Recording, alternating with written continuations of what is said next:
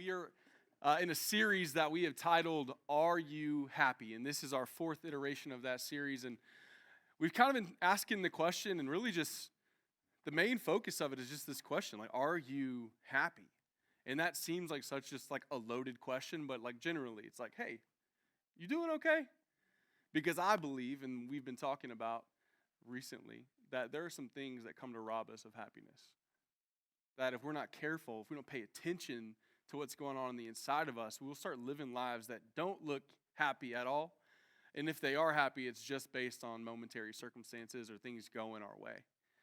See, I believe that this book, it talks about a life with Jesus that is not just a circumstantially happy based life, but one that's deep and it's rooted in something that's significant. Not just on good days, but on your worst day. Can you lift your head and still believe that God is good? That even in the midst of storms, you're anchored to something that's immovable. And I think for a lot of us, if we're being honest, our answer to that question is like, nah, I just haven't been. I have these moments of happiness, but I desire this thing with God that gives me life every single day. And my hope is that through this series, we have just kind of skimmed the surface on maybe asking some really important questions and talking about a few things that maybe you haven't considered yet. My hope tonight is that we jump into this specific text. We can talk about something that we haven't talked about just yet. If you have a Bible tonight, anybody got a Bible tonight? A couple people? Physical Bibles in the room. Anybody? Yeah. A couple cell phones raised. Come on. That's what I'm talking about. If you've got a Bible tonight or if you're taking notes, we are going to be in the New Testament tonight. I know a lot of you are so excited we're out of the Old Testament. Anybody excited to be out of the Old Testament? Yes. Come on. Jesus. Yes. Awesome. Great. I'm excited. I hope you're excited. We're going to be in the book of Mark, starting in chapter 6. Mark chapter 6, starting in verse 30. I'm going to give you a little bit of time to get there because I want to give you a little bit of a disclaimer. You know how on like the medicine commercials, they like tell you all the things that are going to happen to you if you take this medicine. Do you know what I'm saying? Do you know what I'm talking about? I want to give you a disclaimer because I believe that this sermon I'm preaching tonight is going to be a little bit different than ones I've preached before. And what I mean by that is I don't really have points, which is very strange to me. But the reason that is because I don't want to leave this text. I want to sit in this text. I kind of want to camp out and just take it moment by moment and tell this story because I believe for a lot of us, we experience the Bible secondhand and through someone else's interpretation and lens of seeing it. And I want to just sit in this for a bit so you can see it for yourself. Because for me, I read this whole week and I just was asking so many questions. Like, how does this fit with this? And how does this fit with that? And how come this is the only one told like this in the Bible? And so, if you don't know what we're talking about, if you're not there yet, I'm talking about a specific story. It's actually two stories, two miracles that happen on the same day, back to back. The story of Jesus feeding 5,000 and then Jesus walking on water. And I know for a lot of you, those seem like two separate and distant stories from each other, but they're actually the same story. And that the gospel author of Mark himself is saying these things have to be understood together. They can't be understood at all. Does that make sense? You riding with me? You ready to read? Is everyone there? If not, too late. Okay, I'm going to read it, all right? Starting in verse 30. It says that the apostles returned to Jesus and they told him all that they had done and taught. Jesus, right before this, he sends the 12, 2 by 2, out to cast out demons and to pray for the sick and anoint them with oil, and people were healed. And they're excited. They're coming back to Jesus like, Jesus, look what all we did. So this is an excited moment, right? They come to him, and Jesus says to them, hey, come away by yourselves to a desolate place and rest a while. For many were coming and going, and they had no opportunity even to eat. I'm never that busy not to eat. I don't know about y'all. I ain't missed any meals. You can probably tell, but I never get that busy, okay? So they're busy. And they went away in the boat to a desolate place by themselves. Now many saw them going and recognized them, and they ran there on foot from all the towns and got there ahead of them. When he went ashore, he saw a great crowd, and he had compassion on them because they were like sheep without a shepherd. And he began to teach them many things. And when it grew late, his disciples came to him and said, this is a desolate place, and the hour is now late. Send them away to go into the surrounding countryside and villages and buy themselves something to eat. But he answered them, "You give them something to eat." And they said to him, "Shall we go and buy 200 denarii worth of bread and give it to them to eat?" A little sarcasm by the disciples. The boldness of a disciple to get sarcastic with Jesus, I just can't get past it for me. And he said to them, "How many loaves do you have? Go and see." And when they had found out, they said, 5 and 2 fish.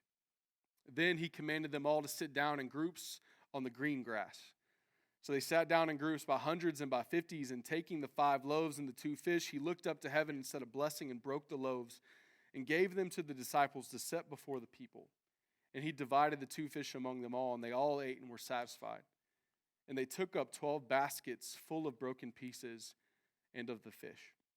And those who ate the loaves were 5,000 men. This isn't including women and children. This is just 5,000 men. So this is probably closer to 15 to 20,000 people being fed here. It says then, immediately, right after this, immediately he made his disciples get into the boat and go before him to the other side to Bethsaida, while he dismissed the crowd. And after he had taken leave of them, he went up on the mountain to pray. And when evening came, the boat was out on the sea, and he was alone on the land. And he saw that they were making headway painfully, for the wind was against them. And about the 4th watch of the night, he came to them walking on the sea. He meant to pass them by, but when they saw him walking on the sea, they thought it was a ghost, and they cried out. For all they saw him, and they were terrified. But immediately he spoke to them and said, "Take heart, it is I. Do not be afraid." And he got into the boat with them, and the wind ceased. And they were utterly astounded, for they did not understand about the loaves, but their hearts were hardened. Their hearts were hardened. I want to work from the title tonight, Piece by Piece. Not a really sexy title by any means, but I want you to touch your neighbor, and just for the last time, just touch your neighbor and tell him, piece by piece. I need y'all to get a little energy in the room. Piece by piece. I love it. I love it. You know, we've been talking a lot in this series, Are You Happy, right? And we've talked about a lot of different things. We talked about shutting the door on some things that have come to steal life from us. We've also talked about watching your mouth, because your mouth shows what's going on in your heart. Last time we talked about the lonely place, and sometimes God will lead us to a lonely place so that we can be people who stand up when everyone else is sitting down. Tonight, I really just want to get behind this question that we've been asking. Are you happy? It seems kind of like a trick question, because I know for a lot of us, some of you are like going through a hard time right now. And this is a very easy question. Are you happy? And you're like, nah, dog, I'm having a real bad time right now. I'm not happy. Not happy. I'm not even happy with you right now, sir. Others of you, when you get asked that question, you like feel bad. You're like, yeah, I'm happy. Should I not be happy? This is weird. Why are you asking me this? Anybody? Yeah, happy people in the room? I'm a happy person, so I'm like, yeah, that's weird. Yeah, I'm great. Okay, stop asking me weird questions. But there's another group that are kind of in between, where I'm asking you, like, hey, like, are you happy? And you don't really know how to respond, because like you have every reason to be happy. Like you got good stuff going on. Anybody like got good stuff going on? But like when you get asked the question, are you happy? You're like, it's not that stuff's not good. It's just that, do you know what I mean? It's not that you don't like have like great friendships and like good stuff happening. You might maybe even making like good grades. But like, there's just that thing. Do you know what I mean? Where you're fine, everything is good, but I'm just tired. Yeah? Anybody? Anybody? That's you? Kind of like, that's me? Yes, God, that's me. I'm in the middle of taking tests. I need your help, Jesus. Thank you. That's me. I think for a lot of us, we get into this place of feeling like there should be things that we're happy about, but it's just not what we expected. Anybody? My life is good, it's just not what I pictured. some things that should have went one way didn't go the way that I thought. And so now, instead of being ecstatic about life, like life is fine, but I'm just okay. Yeah, I want to talk to that person tonight. Because I believe for a lot of us, the reason why we walk through life tired isn't because life isn't good, but I think a lot of times we are met with these unmet expectations. And it leaves us in a place where we're like, man, I wish this looked different. It's just not like I pictured. For just the sake of a illustration, just so you can have it in your mind, I had to steal this from my 8-year-old. She was really excited about putting it together. Anybody like Star Wars in the room? Anybody? A couple people? Yeah? So, like, I think for a lot of us, this is really slanted, so I don't know how this is going to work. So I'm just going to hold like this. Cool? Yeah? I think for a lot of us, we come into life. You've probably came into college. You stepped into a relationship. You stepped into a fraternity or sorority or a friend circle, and you had this expectation. You had this picture in mind. Yeah? Anybody? You had a picture in mind? And then, like, something happened, and reality didn't look like the picture anymore. And what happens in this moment is that for a lot of us, when we have this expectation of what life should be like, we have this picture of what our life should look like, and it doesn't happen, we have to ask the question, hello? Did you not see the picture, God? It's right here, my life, the way I wanted it. Why are you not getting down with what I'm trying to get down with? You know? Anybody? Anybody that honest with God? I'm honest with God. I'm like, God, I thought we had an agreement, an understanding that like this was what was going to happen. You know what I mean? Anybody? Where like the thing that should have happened didn't happen, and you're just left like with this space of like, God, do you care about me at all? Really? Do you care? Because I wanted to be an X-wing, and you got me out here looking like a duck boat. Okay? I don't know. It's just like life's not looking like what I expected. It's not the reality in which I thought it was going to be. You know, for a lot of us, whether you know it or not, you're living your life with a picture, with the expectation of the way that you expect things to go. And unfortunately, you're going to live enough life to see that life, unfortunately, pretty much never goes the way that you expected. And that just makes me ask the question, where have you gotten your picture? This picture for your life, like where'd you get it from? Because whether you know it or not, while you have a picture for yourself, and it might look like this, God also has a picture for your life. And maybe it doesn't look like this. And my question for you tonight is, are you okay with it not looking like this?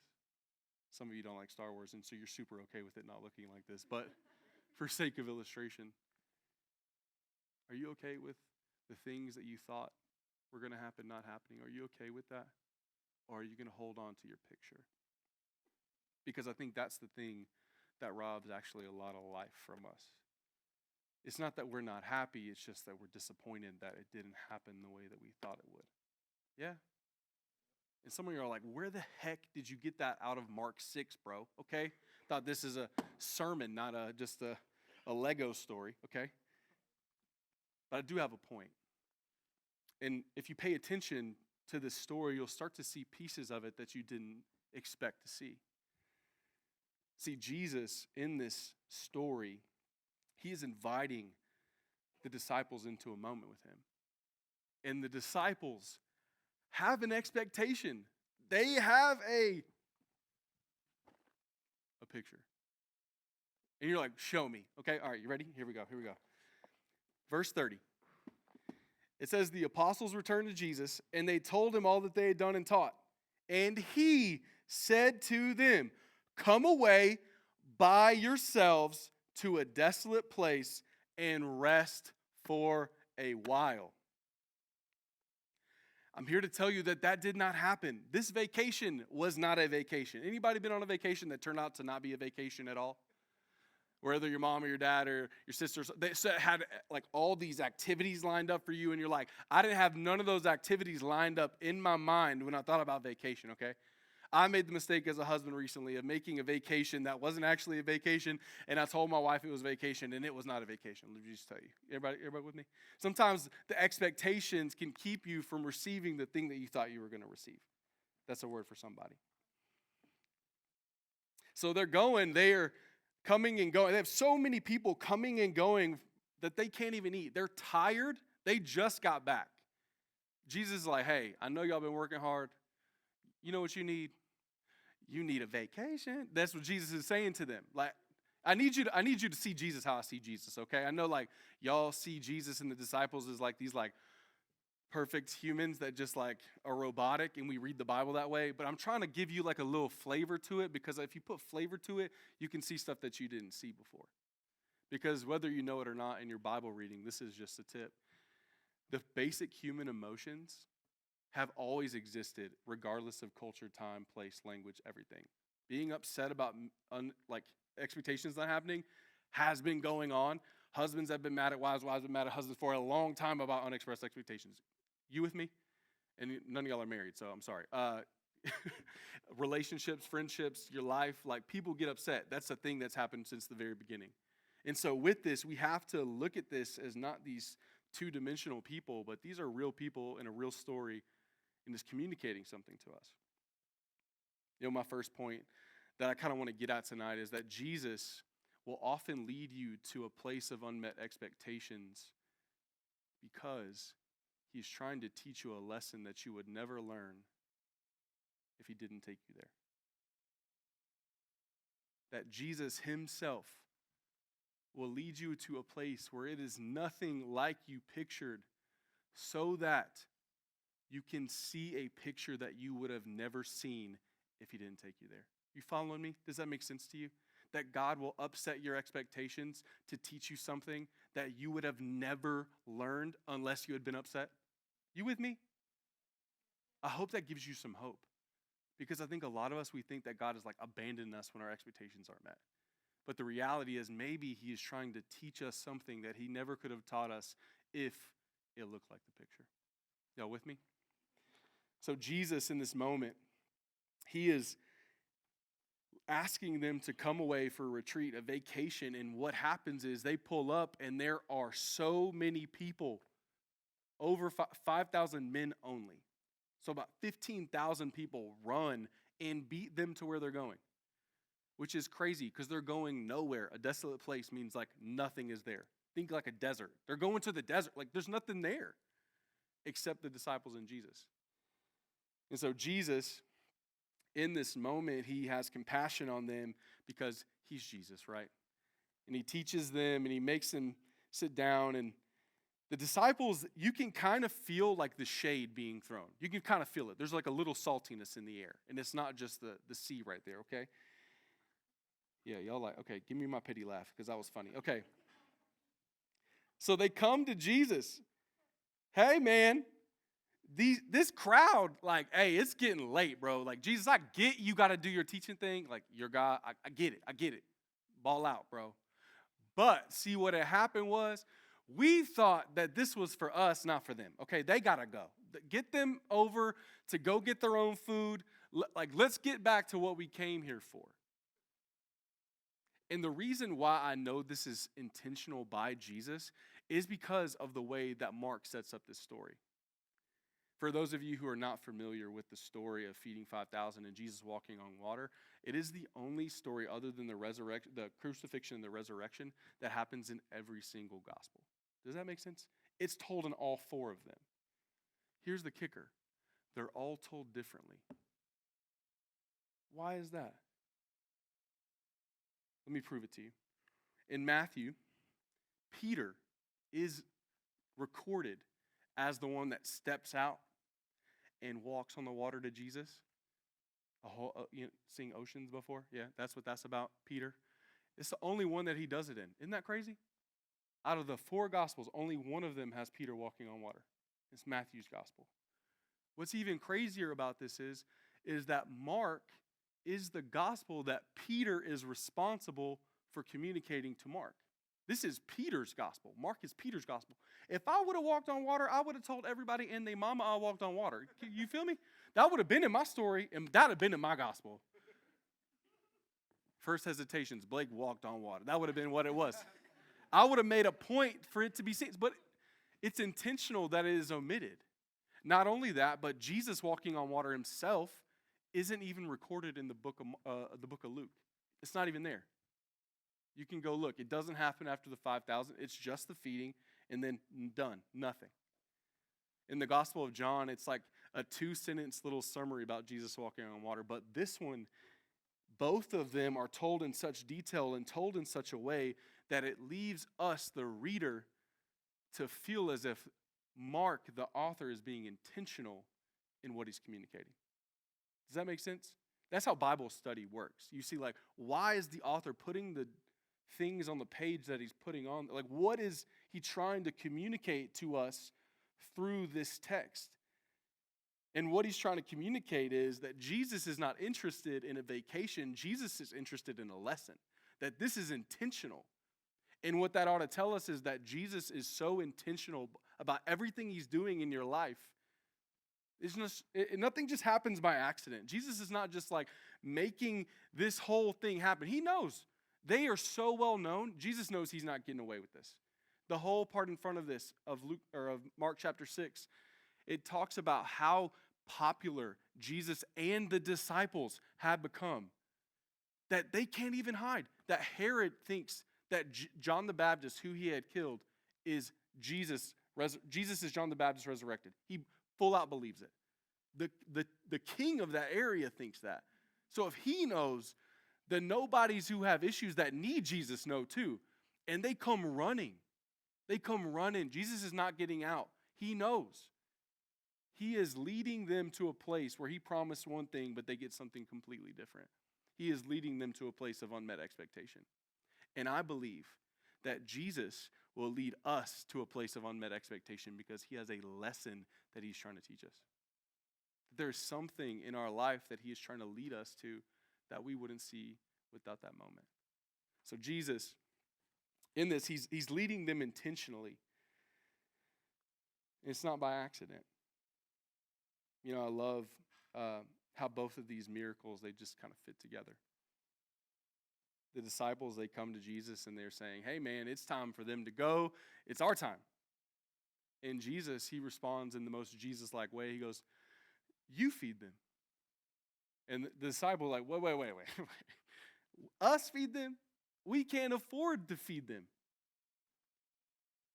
A year's wages wouldn't even be able to feed them. You want me to drop that kind of money on some bread, Jesus? Come on, bro. That's the feel that these disciples are leaving with Jesus. And Jesus tells them, no, you feed them. And he asked them, which is just so funny. I'm like, why did Jesus ask them how much they had? And if I was them, and if I would have answered, I would have just said, not enough. How many loaves do you have? Not enough. Like that would have been the answer. Why would they say 5 and 2 fish? Do you not read it that way? I read it that way. Jesus leads them to this moment. And it's for a reason, and the reason is that he is trying to get them to see him in a way that will shape the way that they view him forever. Because I believe that we only are able to truly understand God by our experience with him. Does that make sense? What I mean by that specifically is you will never know God as a provider until you're in a place where there's nothing else but him to provide. It's the only way you're going to know it. Otherwise, it's just theoretical and theological, and it's not helpful to your life. Does that make sense?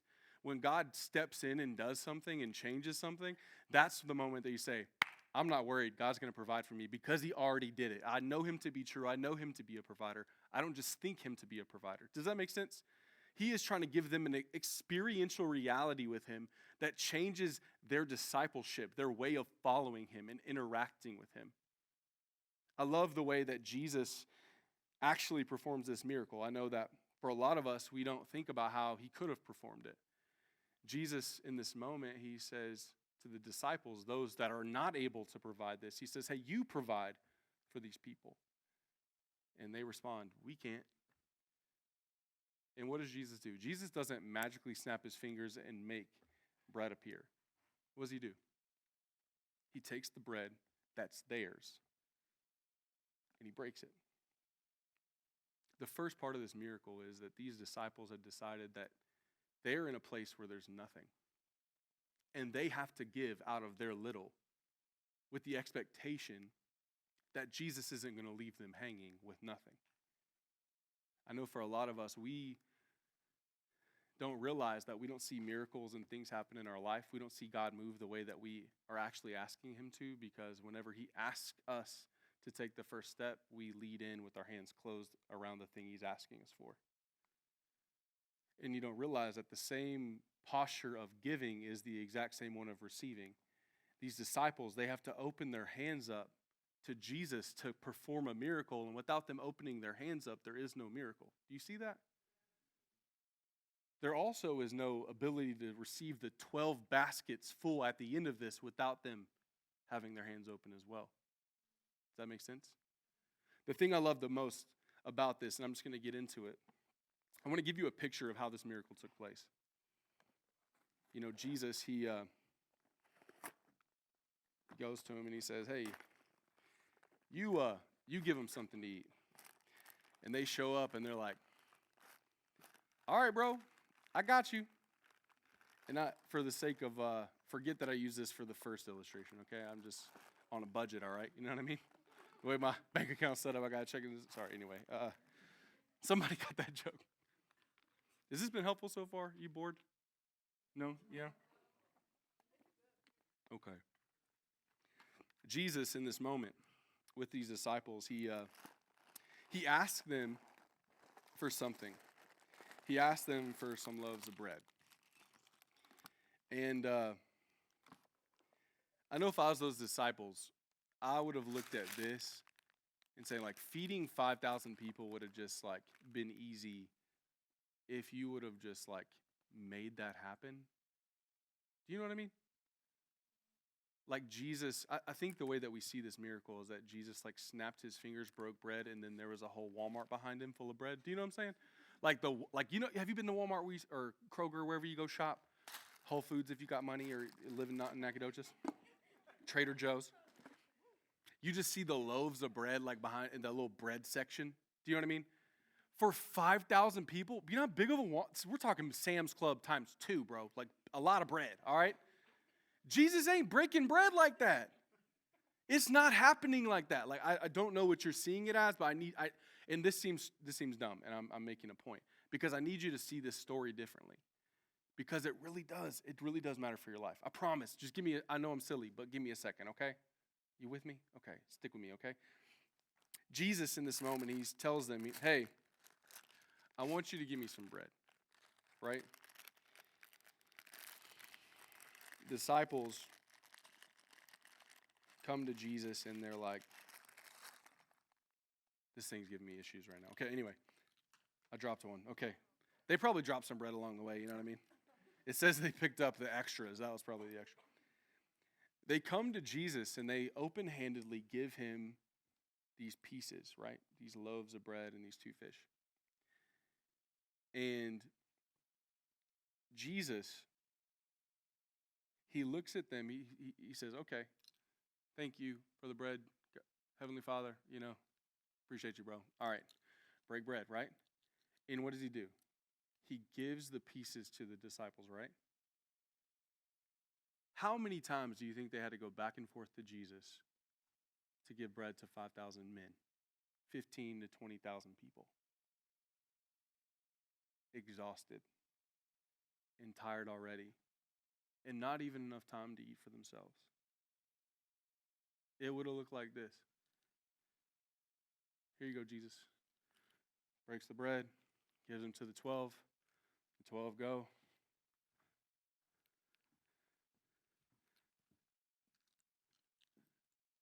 Give them to those people, and they got to go back. Pretend Jesus said that right there, okay? And they got to go back, and they get a little bit more, and then they go back again to another group of people, and they give them those pieces, and then they come back again, Y'all think I'm being silly. I'm doing this. I want you to see this because I want you to see this story completely different. I never want you to see this story the same way. I never want you to see the story the same way. Get some pieces, just enough they can fit in their hands. It's not too much. It's just enough. In Jesus, when they optically see what he's doing, they don't see a big bag of stuff. They see the same bread that they left there with. Can you imagine the faith of the disciples to see Jesus on the first time to do this, for him to break those loaves? There was just enough for those 12 out of those 5 loaves and 2 fish. All they would have seen, there was enough for them to take a handful, a basket full. They didn't have like this big basket. They had a little baskets, a basket full. From that, leave. Give it to somebody else. Go back and see the exact same amount. There is no Sam's Club version of bread behind Jesus that's just like, blue, blue, blue, blue, blue. This is not happening. It's the same thing. They're coming back to the same amount. It's not too much. It's just enough. It's just enough. It's just enough to give them enough to go take it to this group of people and back again. And back again. And back again. And back again. 5,000 family units of times. 5,000. What do you think that communicated to them?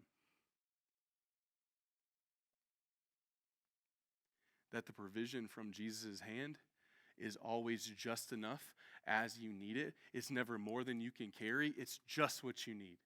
I think a lot of us in here, we expect miracles in our life to look like this, but we're offended when Jesus just gives us enough pieces to make it happen. Does that make sense? Where you're like, God, I need you to move in my life. I need you to like break through. Like, I don't know how I'm going to feed my family. Like, I don't know how I'm going to have it. I'm eating ramen. I'm dying in college. Like, I don't have enough. I don't know how I'm going to pass my classes. I'm using everything that I have. God, can you just provide for me? Can you do something for me that can change my life? And he's saying, do you have enough humility and faith to come back to me for just enough? Not too much, but just enough. And to go back into your world, into your life, and to love people when you're tired, and to go back and say, Jesus, I need it again. I need it again. I know that you don't have to. I know that I can just carry what I can have in my hands. But I trust you enough to keep coming back. Can you imagine what they would have thought after the first group? Like, oh, hey, yeah, this is awkward. You're the only one's going to get bread.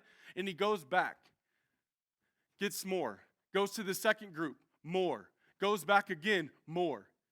Every time you go to God, he's going to give you what you need. That's what he's trying to say, that he is the provision, that what they thought was little in the hands of God is much. And it's in the breaking that the multiplying happened. And in your little bit, God will lead you into moments where you feel like you're being broken up, where you feel like everything that you've got has got to be given up. And you're like, God, are you even going to provide for me? These hopes and dreams that I've been holding on to and the things that I want for my life, I have to let them go and trust you with them. And then when I look at the picture and I see I'm never going to get to the thing I thought, are you satisfied enough to just trust him that he's just given you a piece? See, God, he builds our life not in big moments where he puts the whole ship in front of us. He builds it piece by piece. You know, for a lot of us, we get frustrated when God doesn't do it the way that we expected. And he doesn't do it the way that we thought. And I think a lot of times we've made a couple trips down and back and we thought it was cool, but we just credited it to maybe he just really tore the pieces up really good. Maybe he was just real, you can make some pizza go a long way if you just cut it a little bit extra, But it says they stuck it out and they did enough, so much so that everyone was satisfied. Not only that, but there was enough left over for them. 12 basketfuls left over for them. Right before this, in Mark 6, at the very beginning, Jesus tells them to go out, to go tell people the good news of the gospel, to cast out demons, to deal with sickness and pray over people. And he tells them, don't bring anything. This is another moment where Not only are they provided for physically, they're provided for in such a way that they can see that from then on, it's Jesus is the one that's the provider. That they actually, in kind of a cool way, they get to be the ones that provide. Because they're actually the only ones that actually get to see the miracle. Everyone else can see the results of the miracle. Everyone can see that everybody got fed. That's a big deal, but they weren't the ones dispensing it. I think a lot of times for us, we don't realize that God is actually asking us not to just be recipients of a miracle, but to be the people dispensing it. And if we don't get in the way and say, no, this is about me and not about you, that we get to be people who say, I can freely give even if there's nothing left for me. There's something in a disciple, a person that loves Jesus, that says, even if I get nothing out of this, if there's nothing in it for me, it's enough if it's enough for them. And the thing I love about God and the thing I love about Jesus so much is that he never is unaware of our need. He's never unaware of our need. He always sees it. He always sees it. That's what I believe is the connection point to this next miracle. These disciples, right after this moment, right after Jesus steps in, does this impossible, crazy miracle of feeding 5,000 family units of people, a huge amount of people. It says immediately.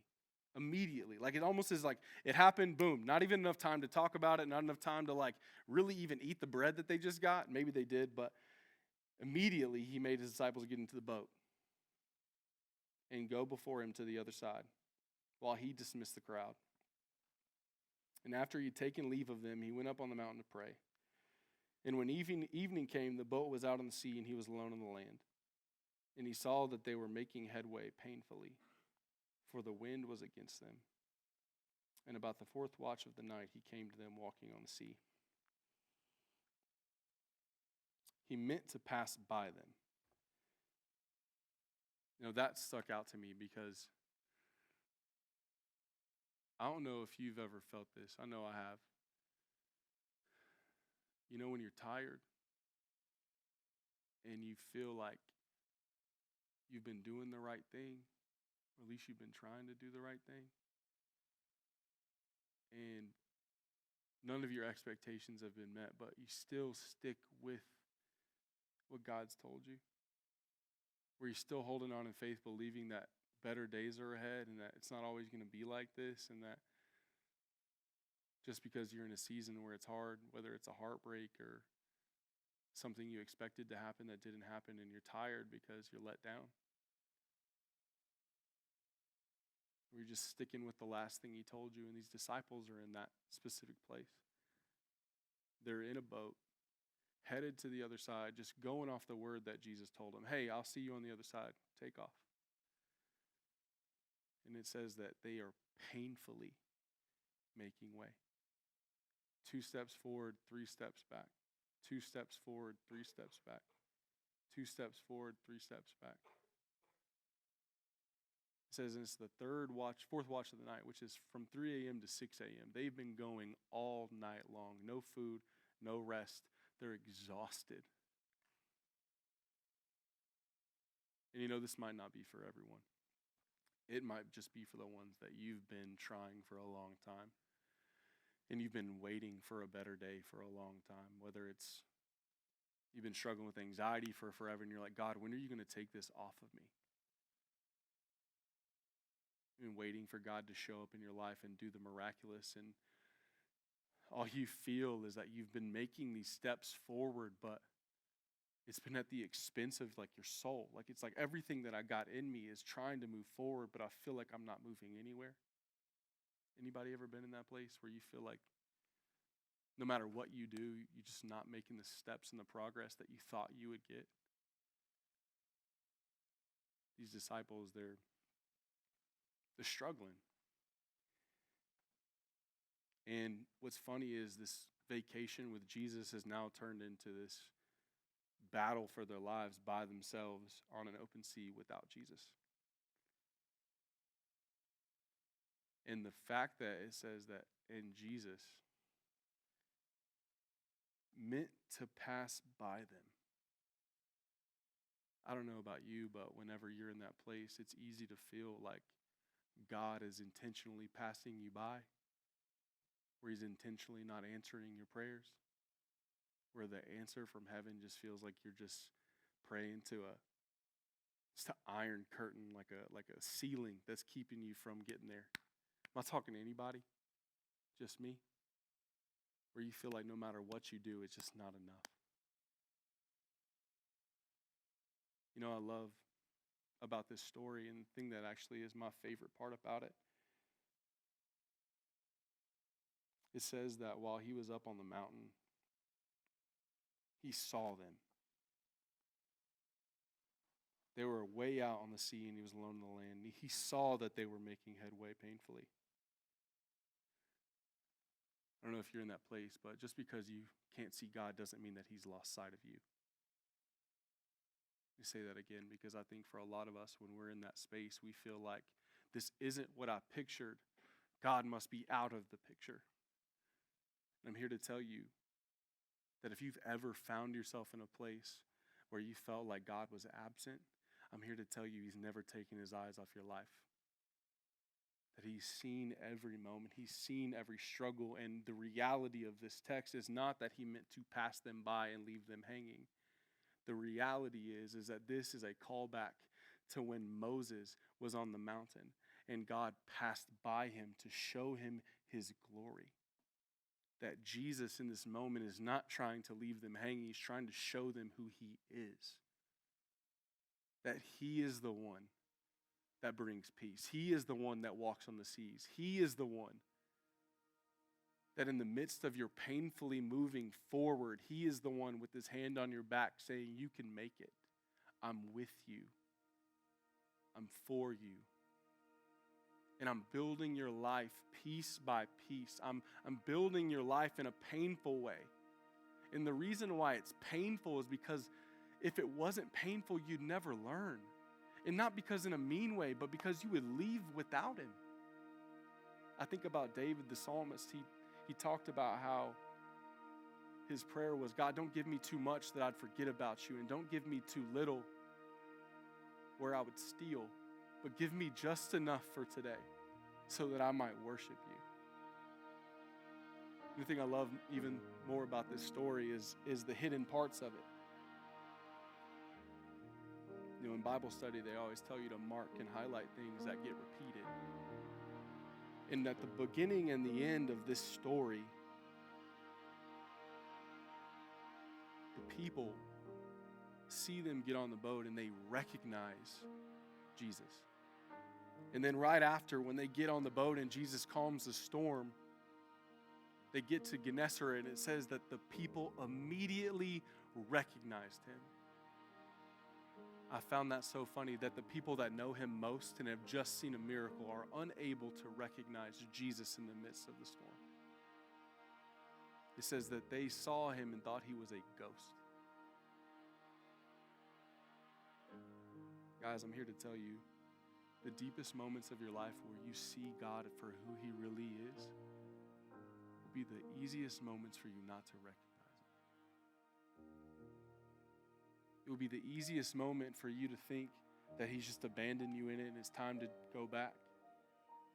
It says that they were going painfully into a headwind. That just tells me it'd be easier to go back than it is to go forward. And I think that's the temptation. It'd be easier for me to go back to what I once knew. It'd be easier to go back to the life that I once lived. It'd be easier than to stick with this and be faithful and believe a God who would let me experience the hurt and the pain that I've experienced. Like, God, have you lost sight of me? Do you not see me?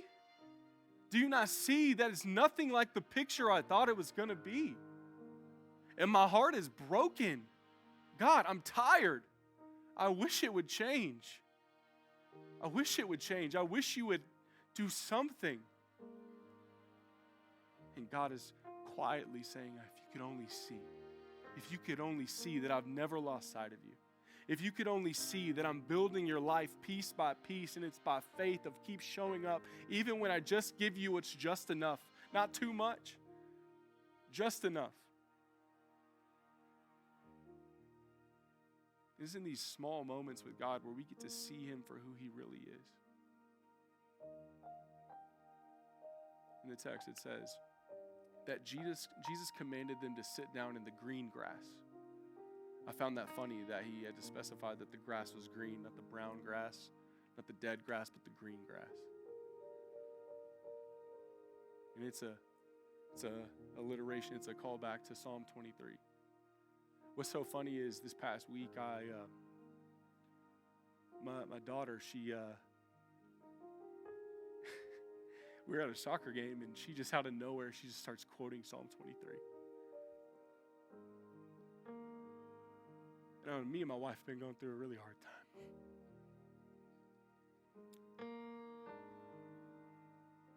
And I heard that little girl say, "The Lord's my shepherd. There's nothing I lack.